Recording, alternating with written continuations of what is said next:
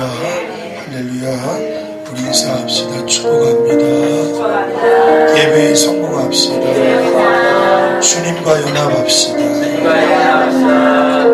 자, 오늘도 이렇게 오후에 휴가 시즌인데도 목포 갔다 오셨다면서 우리 바로 오늘 예배 드린다고 달려오셨어요. 교회는 보이지 않는 자리에서 애쓰고 수고하는 손길들 때문에 이렇게 세워져 가는 줄로 믿습니다. 지난 금요일에 우리 청년부 일일 집회가 있었는데 이른 아침부터 늦은 저녁까지 두 분이 나오셔서 얼마나 땀 많이 흘리셨는지 몰라요. 이름은 말하지 않아도 다 아시겠죠. 정말 그 좁은 이 식당에서 제가 몇 번 가보니까 너무 힘들어 보이더라고요. 그래도 최선을 다해서 하면서 우리 지방에 교역자들도 한 10명 넘게 오셨거든요. 함께 대접도 하고 식사도 하고 청년들이 함께 하면서 아주 꽤 은혜스러운 시간이었습니다. 그래서 매주 7월 둘째 주부터 우리가 기도회 연합 캠프로 섬기고 있는데 우리 반주팀이 매주 가요. 가가지고 기도회 할 때 매주마다 도와주고 그러면서 기도회가 좀 더 풍성해지고 교사들이 연합해서 한 30명, 40명이 매주 모여서 열심히 기도하고 있어요.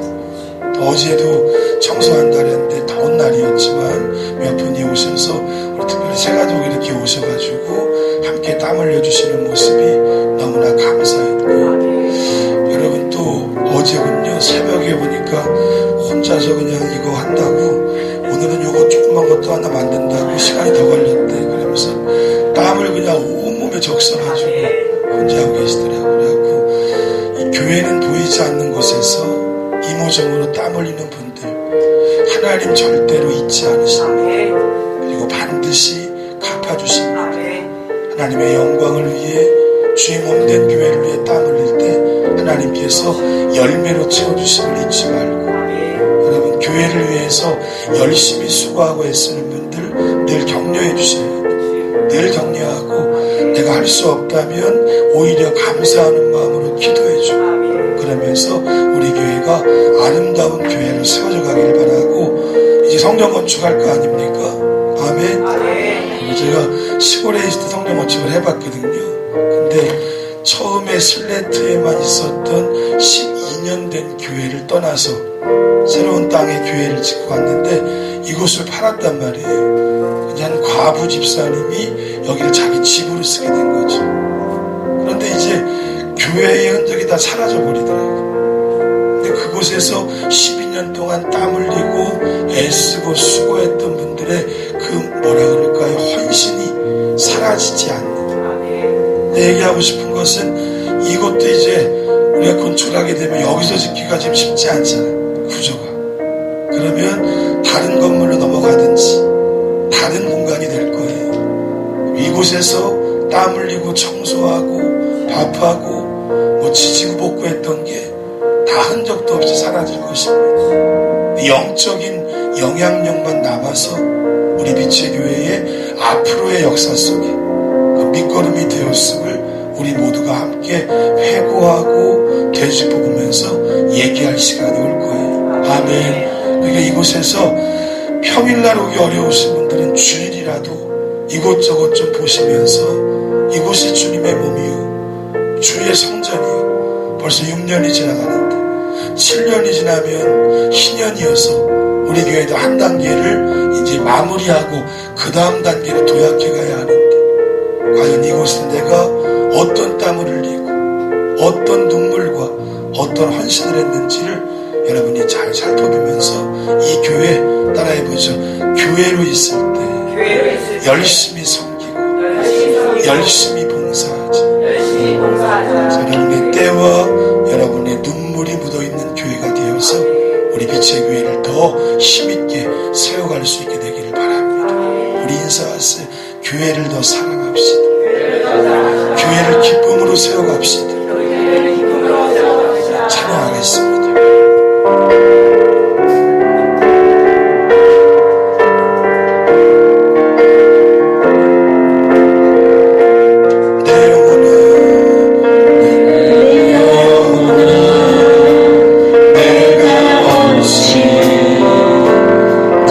나타나요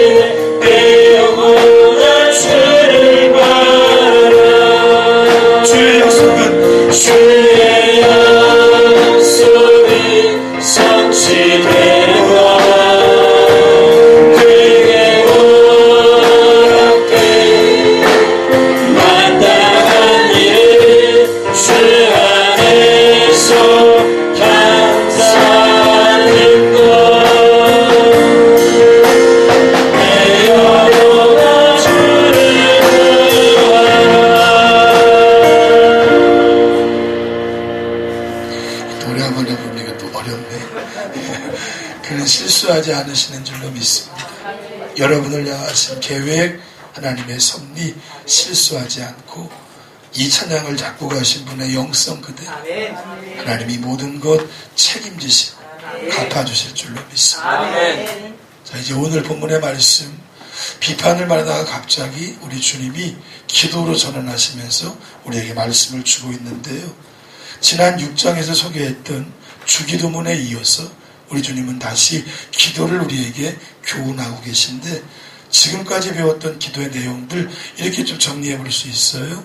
마태복음 6장 5절부터 8절까지는 기도의 올바른 방식을 우리에게 소개해 줍니다. 그 이후의 말씀은 기도의 올바른 내용이 뭔지 우리에게 주기도문을 알려주시면서 무엇을 하나님께 바로 기도해야 할지를 말해주세요. 그리고 이제 조금 단계가 넘어섰는데 오늘 말씀 속에서 기도에 대한 응답의 확신을 가지라고 선포하고 있습니다. 아멘. 따라해보죠. 나의 모든 기도가 하나님 마음에 합할 때 반드시 응답된다. 근데 때로 우리는 하나님 마음에 합한지 잘 몰라요. 때로 막 내가 앞서기도 해. 주기도문의 순서를 따르지 못할 때도 있어요. 그의 이름, 그의 나라, 그의 권세, 그의 통치, 이건 먼저 구하지 못하고 영적인 건 먼저 구하지 못하고 물질적이고 육적인 것도 구할 때가 있어요. 그런데 어떨까요? 그럼에도 불구하고 우리의 모든 기도에 하나님은 응답하시는 줄로 믿습니다. 이제 오늘 그 응답이 얼마나 확실한지 오늘 이 본문을 통해 배우고 깨달음을 얻으라는 것이. 오늘 본문을 공동번역으로 보니까 조금 더 가깝게 느껴지는데 우리 한번 또박또박 읽어봅시다. 구하여라 받을 것이다. 찾아라 얻을 것이다. 문을 두드려라 열릴 것이다. 누구든지 구하면 받고 찾으면 얻고 문을 두드리면 열릴 것이다. 너희 중에 아들이 빵을 달라는데 돌을 줄 사람이 어디 있으며 생선을 달라는데 뱀을 줄 사람이 어디 있겠느냐. 너희는 악하면서도 자기 자녀에게 좋은 것을 줄 줄 알거든 하물며 하늘에 계신 너희 아버지께서야 구하는 사람에게 더 좋은 것을 주시지 않겠느냐. 아멘. 여러분, 확고한 것이 내가 부모인데 악하단 말이에요. 그래도 다만 자식을 위해서는 가장 좋은 것을 주려고 몸부림을 치는. 여러분, 이방인의 기도를 중언부언이라고 주님 경계하셨는데 사실은 기도를 하지만 응답의 확신을 갖고 기도하지 못한다면 그것이 바로 중언부언이에요. 아무리 방법과 형식과 대단한 못을 찢고 밤을 꼬박 지새우고 매일 새벽에 깬다 할지라도 그것보다 더 중요한 것은 내 모든 기도가 응답이 된다는 확신을 가지고 드려야 합니다. 아멘. 그런데 이 기도 응답의 확신의 내용을 우리가 지금 살펴보는 대로 여러분, 이 비판과 정죄의 문제 속에 관계가 얼마나 까다로워요. 우리 생각해봐도 뭡니까? 10길 물속은 알아도 한 길 사람 속은 몰라. 10년을 함께 섬겼는데도 몰라. 울산교회 떠나온 지 벌써 꽤 됐는데 그 이후에 들려오는 소식들을 이렇게 들어보면 몰라 그 사람 누군지. 10년을 함께 그렇게 지지고 볶고 정말 막 그냥 목회자의 혀처럼 순종했던 성도가 어느 또 돌변하기도 하고, 또 목회자도 마찬가지. 그렇게 신실하게. 여러분, 부름받아 나서니 뭐 우리 신학교 때 그 지난 자주 부르거든. 악얼굴적 힘들어. 근데 어느덧 딴짓 하고 있어 지금. 그렇죠? 여러분, 누구든지 그 사람의 모습 알 수가 없어. 그런데 왜 주님이 까다로운 인간관계를 이야기하심과 동시에 기도에 대해서 우리에게 말씀을 하시는 것일까? 이 관계 속에 어려움에 직면한 제자들을 향해 우리 주님이 이 말씀을 주고 있는데 뭘 얘기할까요? 여러분, 결국 남을 정죄하고 심판하는 대신 그를 위하여 하나님의 개입을 확신하며 기도할 때, 따라해보죠. 결정적으로 복음의 진리가 수호되고 인간관계가 변화된다. 여러분, 이것이 영적인 이치입니다. 교회에서 갈등이 생겼어요. 막 싸우고 난리가 나서 누군 떠나고 누군 남았어. 그 관계를 여실히 하는 누군가의 마음속에는요, 하나님 믿어도 별거 없구나. 10년 20년 믿은 저 사람도 저렇게 승질내며 교회를 떠나는구나.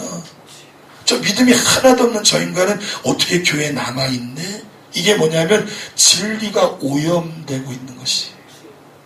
그 사람이 하나님을 믿고 10년 20년 성도로 살고 있는데 마지막 끝에 보여준 모습이 그것이라면 그가 가지고 있는 복음은 뭔 거야 도대체. 그가 믿으며 지금까지 신실한 척하며 끊임없이 드러내려고 했던 신앙의 고백은 뭐냔 말이에요. 여러분, 그래서 관계의 갈등과 어려움이 생길 때 하나님이 개입하셔서 모든 것 해결해 주신다면 진리는 수호되고 관계는 바뀌며, 따라해보죠, 원수도 사랑하게 된다. 여러분, 이 말씀을 이미 산상수훈에서 우리 주님께서 5장 44절에 이런 말씀 주셨어요. 함께 읽겠습니다. 나는 너희에게 이르노니 너희 원수를 사랑하며 너희를 박해하는 자를 위하여 기도하라. 아멘. 원수를 사랑하는 최고의 행위, 최대의 선, 그것은 바로 기도라는 것이. 아멘. 여러분, 그러니 내 마음에 부담이 느껴지고 내가 싫어할 수밖에 없는 사람이 나타나면 뭐 해야 합니까? 기도하셔야 돼.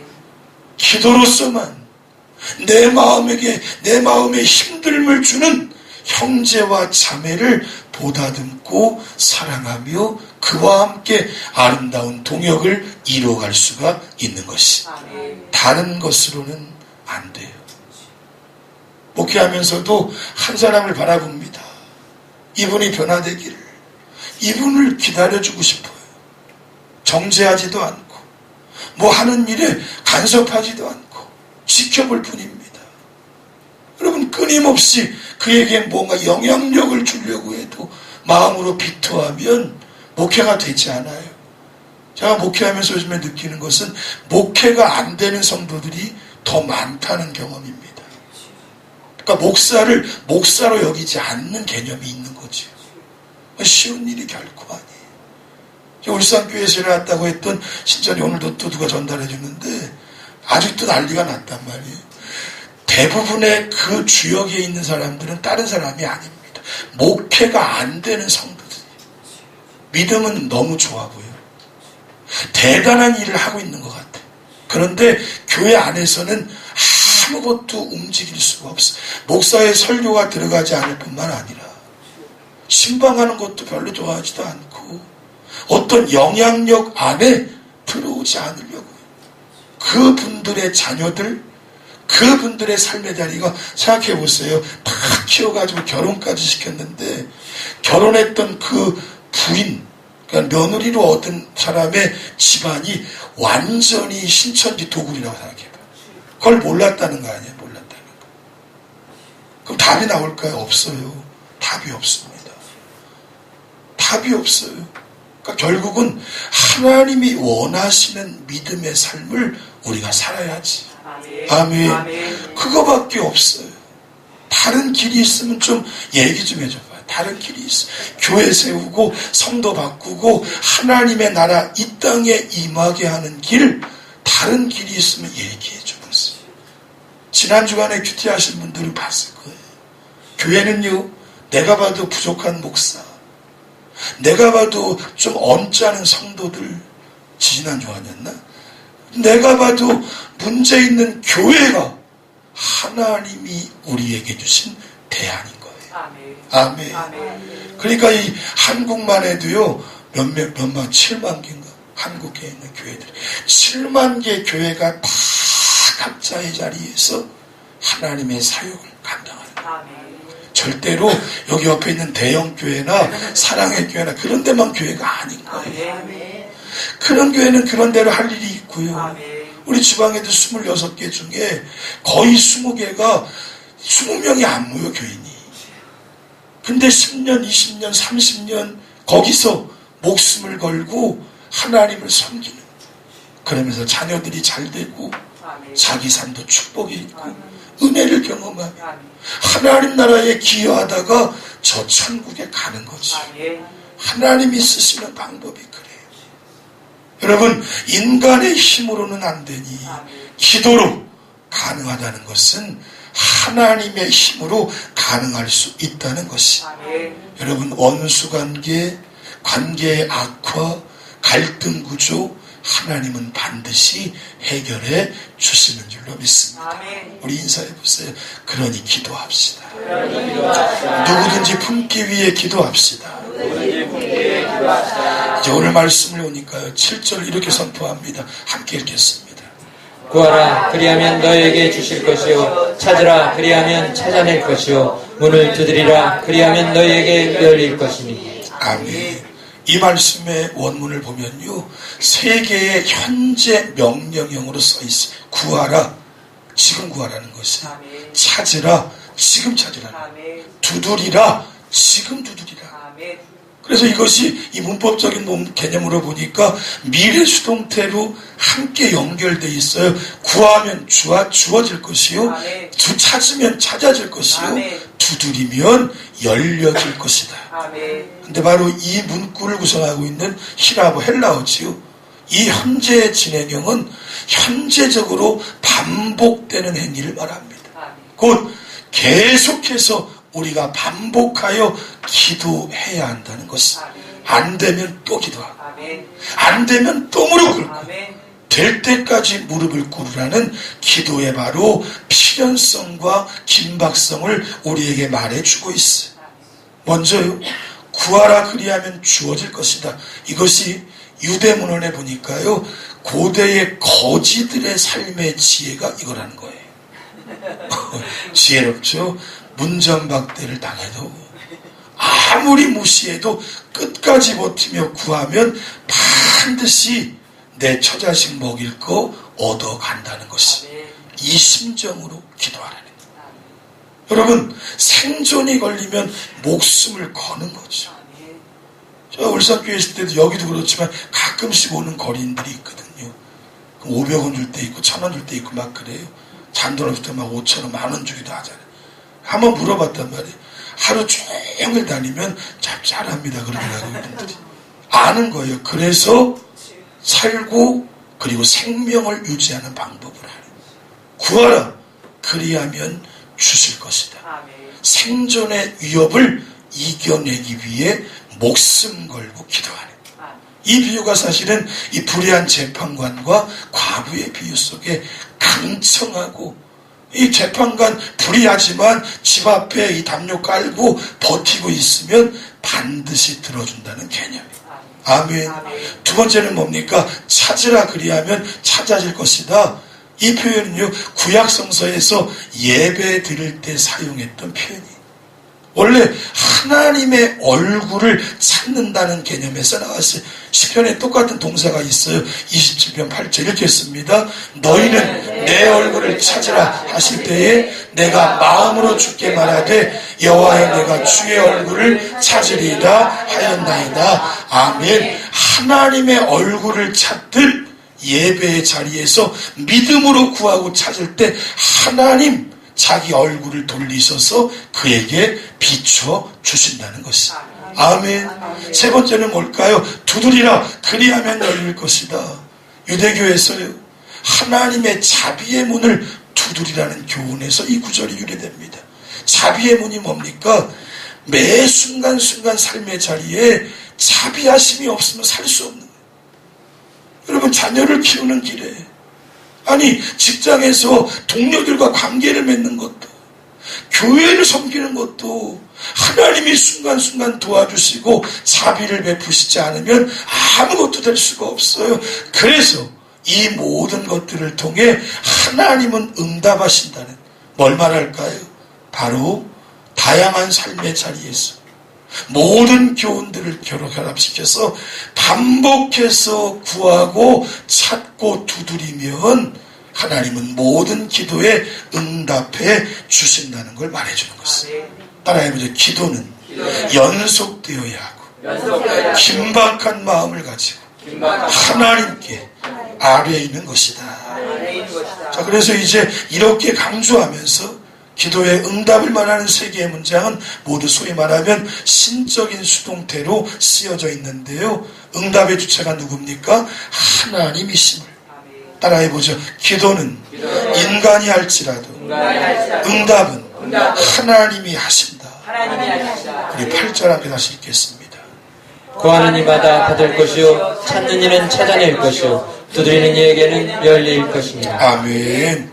다시 한번요. 하나님의 응답하심을 강조하며 7절은 이 병렬 형식으로 명령형, 꼭 기도하는 것을 중요시 여긴다면 이 8절은 하나님의 응답을 강조하고 있어요. 이 말씀의 의미는 이렇습니다. 진실하고 간절하게 기도하는 사람은 누구도 하나님의 응답에서 제외되지 않는다는 것입니다. 여러분, 그러니 기도하라는 얘기. 지금 기도하지 말고 나중에 기도해야 돼. 지금은 눈을 뜨고. 그러니 기도하라. 제외되는 기도는 없다. 하나님은 반드시 모든 기도를 응답해 주신다는 것이. 아멘. 자, 그 다음 이제 9절부터 10절의 말씀 속에 교훈을 주고 있는데 우리 함께 읽겠습니다.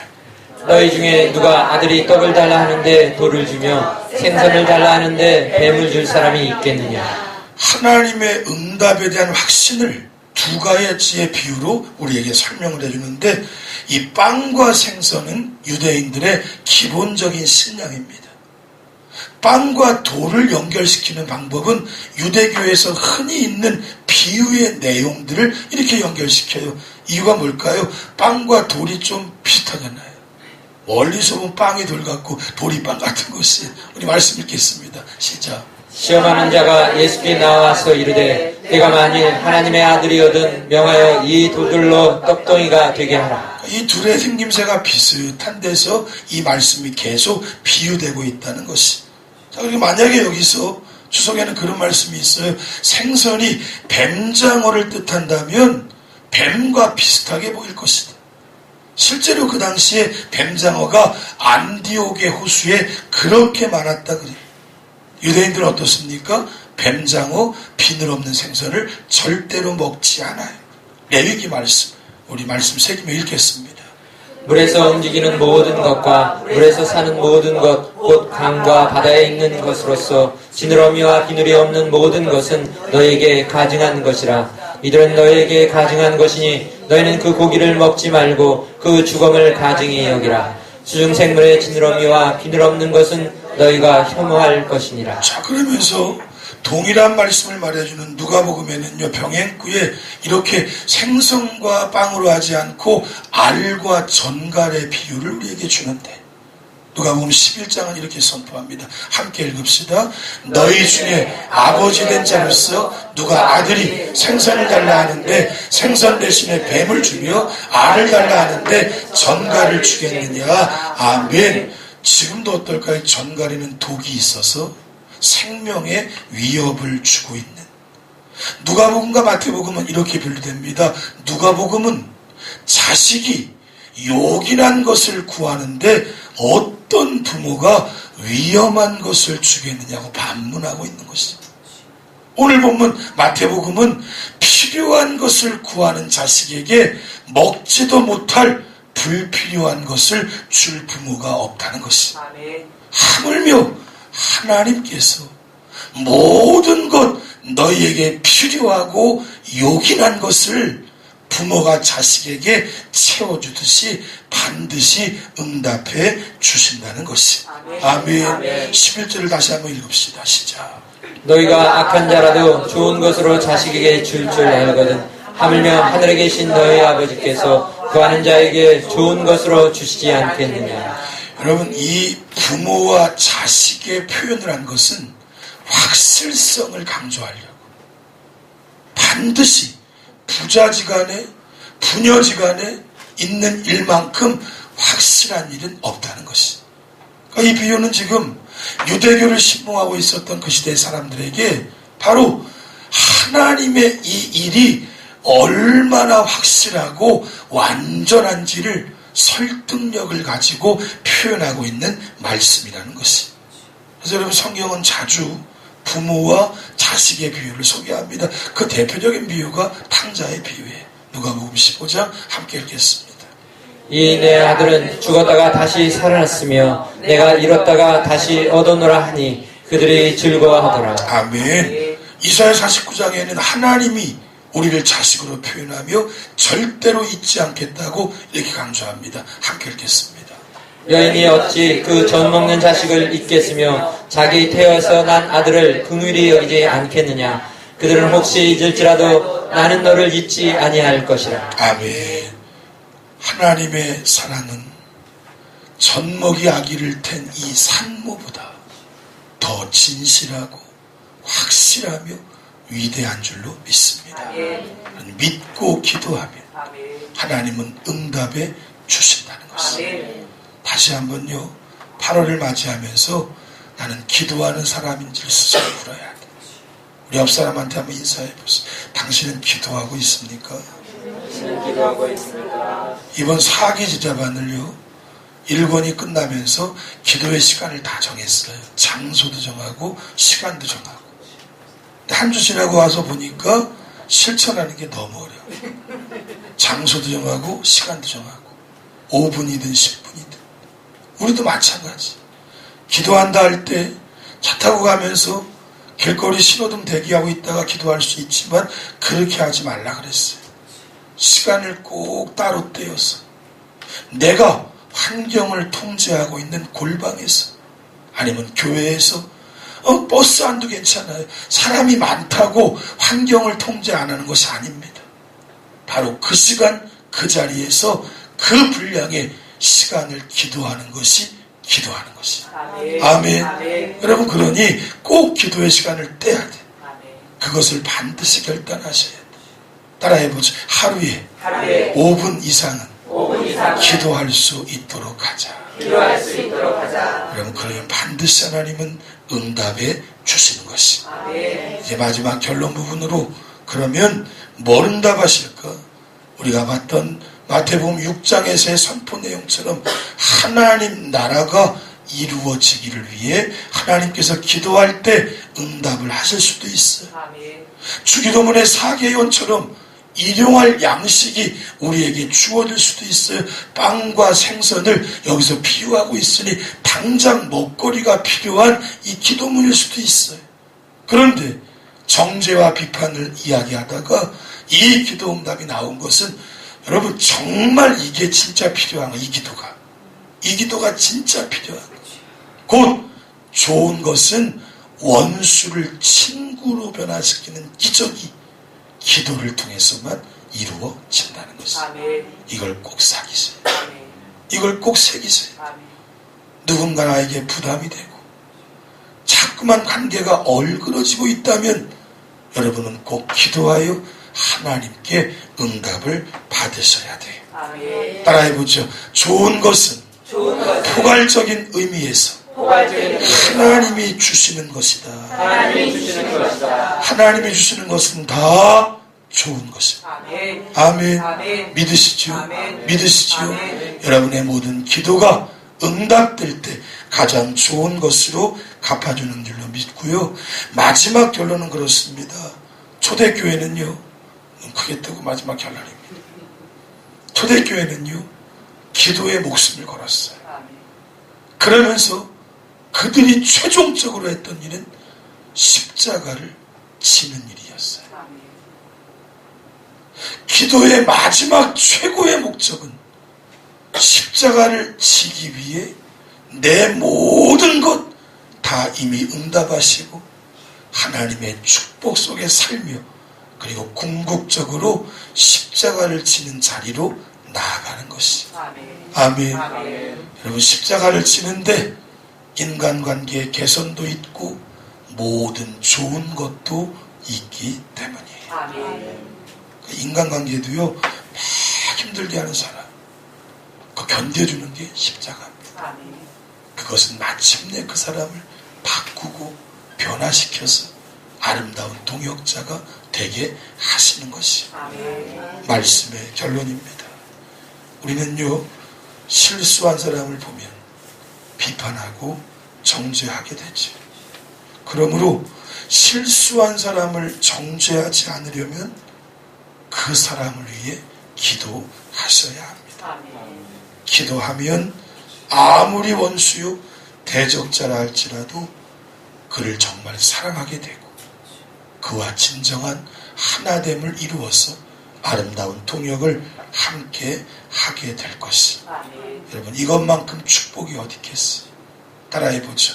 누구든지 실수할 수 있으니 기쁨으로 받기 위해 그 사람을 위해 더 기도하자. 여러분이 이 믿음의 그릇으로 서기를 주님의 이름으로 축원합니다. 찬양합시다.